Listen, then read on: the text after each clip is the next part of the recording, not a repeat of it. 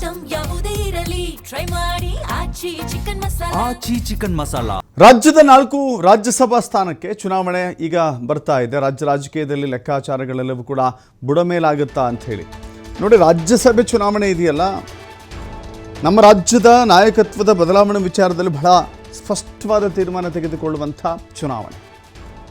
ಹೌದು, ಎಸಿಸಿ ಅಧ್ಯಕ್ಷರು ಮಲ್ಲಿಕಾರ್ಜುನ ಖರ್ಗೆ ಮರು ಆಯ್ಕೆ ಆದರೆ ರಾಜ್ಯಸಭೆಗೆ ಇಲ್ಲಿ ನಾಯಕತ್ವ ಬದಲಾವಣೆ ಆಗೋದಿಲ್ಲ ಅಂತ.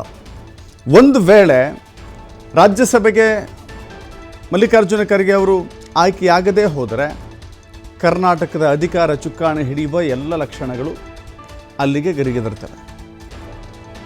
4ರಲ್ಲಿ 3 ಗೆಲ್ಲುವ ಅವಕಾಶ ಹೊಂದಿದೆ ಕಾಂಗ್ರೆಸ್. ರಾಜ್ಯಸಭಾ ಚುನಾವಣೆಗೆ ಖರ್ಗೆ ಸೇರಿ ಹಲವರ ಹೆಸರು ಮುಂಚೂಣಿಯಲ್ಲಿದೆ.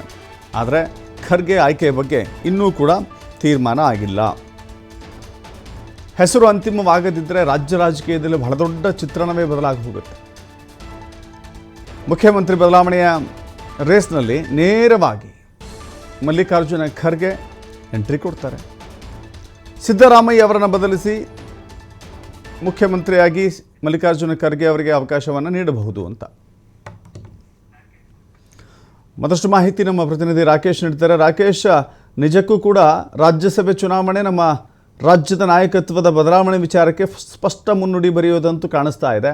ಹೇಗಿದೆ ಲೆಕ್ಕಾಚಾರ? ಯಾಕಂತ ಹೇಳಿದ್ರೆ ಈ ಹಿಂದೆಯೂ ಕೂಡ ಮಲ್ಲಿಕಾರ್ಜುನ ಖರ್ಗೆ ತಮಗೂ ಕೂಡ ಮುಖ್ಯಮಂತ್ರಿಯಾಗುವ ಕನಸಿದೆ ಅನ್ನೋದನ್ನು ಕಲಬುರಗಿಯಲ್ಲಿ ಬಿಚ್ಚಿಟ್ಟಿದ್ರು. ಆ ಕಾರಣಕ್ಕಾಗಿ ಈ ಲೆಕ್ಕಾಚಾರಗಳು ಜೋರಾಗಿದ್ದಾವೆ ಅಂತ.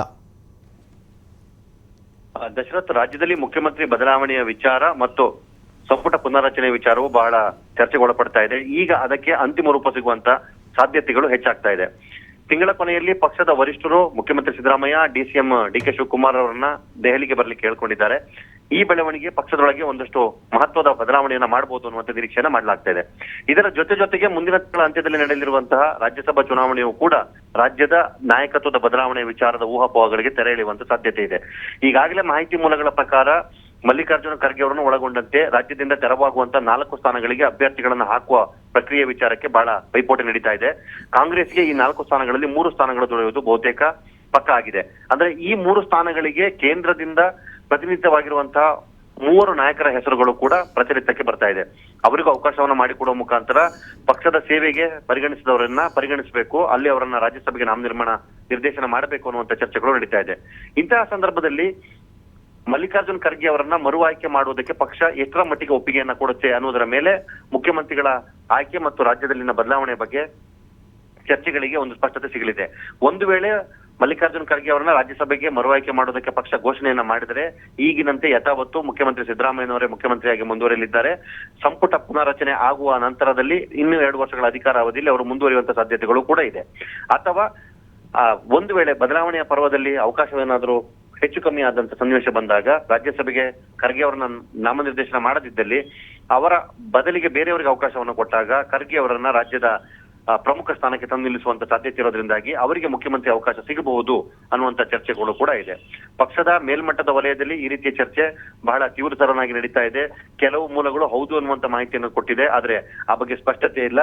ಸೊ ಹೀಗಾಗಿ ರಾಜ್ಯಸಭೆಯ ಅಭ್ಯರ್ಥಿಗಳ ಅಂತಿಮ ಪಟ್ಟಿಯನ್ನ ಸಿದ್ಧಪಡಿಸುವವರೆಗೂ ಕೂಡ ಈ ಗೊಂದಲಕ್ಕೆ ಉತ್ತರ ಸಿಗುವಂತಿಲ್ಲ. ಆದ್ರೆ ಚರ್ಚೆಗಳು ಮಾತ್ರ ಬಹಳ ತೀವ್ರತರನಾಗಿ ನಡೀತಾ ಇದೆ. ಒಂದು ವೇಳೆ ಅಂತ ಅವಕಾಶ ಅಥವಾ ಸನ್ನಿವೇಶ ಬದಲಾದಲ್ಲಿ ರಾಜ್ಯದಲ್ಲಿನ ದಲಿತ ಸಿಎಂ ಕೂಗಿಗೂ ಕೂಡ ಒಂದು ಅರ್ಥ ಕೊಡುವಂತ ನಿಟ್ಟಿನಲ್ಲಿ ಮುಂದಿನ ಚುನಾವಣೆಗೆ ಅದನ್ನೇ ಬಳಸಿಕೊಳ್ಳುವಂತ ಸಾಧ್ಯತೆಗಳು ಇರೋದ್ರಿಂದಾಗಿ ಕಾಂಗ್ರೆಸ್ ಖರ್ಗೆ ಅವರಿಗೆ ಪಟ್ಟ ಕಟ್ಟುವಂತ ಸಾಧ್ಯತೆಗಳನ್ನು ಕೂಡ ಹೆಚ್ಚಾಗಿ ಪರಿಗಣಿಸಲಾಗ್ತಾ ಇದೆ. ಹೀಗೆ ರಾಜ್ಯಸಭಾ ಚುನಾವಣೆಯ ಅಂತಿಮ ನಡಾವಳಿಗಳು ಮತ್ತು ಅಲ್ಲಿನ ನಿರ್ದೇಶನದ ಲೆಕ್ಕಾಚಾರಗಳು, ನಾಮನಿರ್ದೇಶನಕ್ಕೆ ಬರುವಂತ ಹೆಸರುಗಳನ್ನ ಅಂತಿಮಗೊಳಿಸಿದ ಬಳಿಕವಷ್ಟೇ ಈ ಎಲ್ಲ ಪ್ರಶ್ನೆಗಳಿಗೂ ಸ್ಪಷ್ಟ ಉತ್ತರ ದೊರಕಲಿದೆ. Dasharath, thank you Rakesh.